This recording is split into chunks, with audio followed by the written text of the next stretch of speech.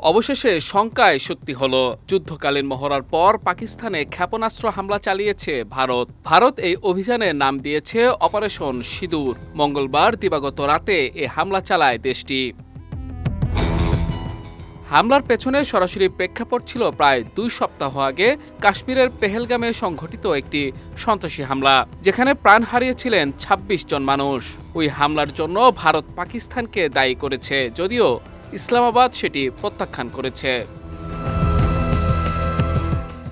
পাকিস্তান ও দেশটির অধ্যুষিত কাশ্মীরে অবস্থিত 9টি স্থাপনায় ভারতের বিমান হামলার কয়েক ঘন্টার মধ্যেই প্রকাশ্যে এলো ইসরায়েলের সমর্থন। বুধবার এক এক্স বার্তায় ভারতে নিযুক্ত ইসরায়েলের রাষ্ট্রদূত রেউভেন আজার বলেন, সন্ত্রাসীদের জানা উচিত তাদের জঘন্য অপরাধের জন্য কোনো নিরাপদ আশ্রয় নেই। ইসরায়েল ভারতের আত্মরক্ষার অধিকারকে সমর্থন করে। এদিকে ইসরায়েল ভারতের এই পদক্ষেপকে সমর্থন জানালেও ভিন্ন সুরে কথা বলছে তুরস্ক।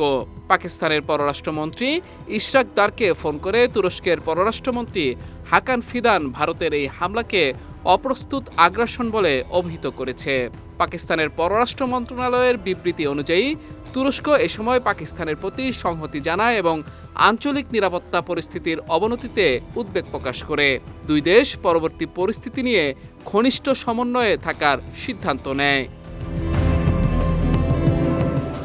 তবে নয়াদিল্লি স্পষ্ট জানিয়েছে, অপারেশন সিঁদুর ছিল সম্পূর্ণভাবে সুনির্দিষ্ট, পরিমিত এবং উত্তেজনা না বাড়িয়ে সন্ত্রাসের বিরুদ্ধে দৃঢ় অবস্থান নেওয়ার প্রচেষ্টা। এদিকে পরমাণু শক্তিধর এই দুই দেশের সংঘাতের কারণে আন্তর্জাতিক মহলে বাড়ছে উদ্বেগ। আজাদ কাশ্মীর সহ পাকিস্তানের বিভিন্ন জায়গায় অপারেশন সিঁদুরকে লজ্জাজনক হিসেবে আখ্যা দিয়েছেন যুক্তরাষ্ট্রের প্রেসিডেন্ট ডোনাল্ড ট্রাম্প। এই সংঘাতের বিষয়ে মার্কিন প্রেসিডেন্ট আগে থেকেই আঁচ করতে পেরেছিলেন বলে দাবি করেন তিনি।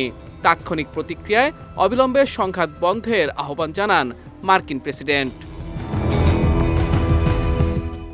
অন্যদিকে পাকিস্তানে ভারতের সামরিক অভিযানে দুঃখ প্রকাশ করেছে চীনের পররাষ্ট্র মন্ত্রণালয়। উভয় পক্ষকে শান্তি ও স্থিতিশীলতার স্বার্থে শান্ত থাকার এবং পরিস্থিতি জটিল করে তুলতে পারে এমন পদক্ষেপ নেওয়া থেকে বিরত থাকার আহ্বান জানিয়েছে বেইজিং। এছাড়া জাতিসংঘ মহাসচিব অ্যান্টোনিও গুতেরেস দুই দেশকে সর্বোচ্চ সংযম প্রদর্শনের আহ্বান জানিয়েছেন। বর্তমান বিশ্ব ভারত পাকিস্তানের যুদ্ধের ভার বইতে পারবে না বলে উদ্বেগ জানান তিনি। এছাড়া এই পরিস্থিতি পূর্ণমাত্রার সামরিক সংঘাতে পরিণত হতে পারে বলে শঙ্কা প্রকাশ করেছে জাপান।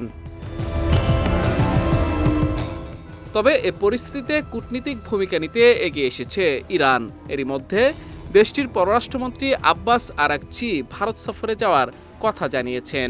এর আগে তিনি ইসলামাবাদে পাক প্রধানমন্ত্রী ও সেনাপ্রধানের সঙ্গে বৈঠক করেন।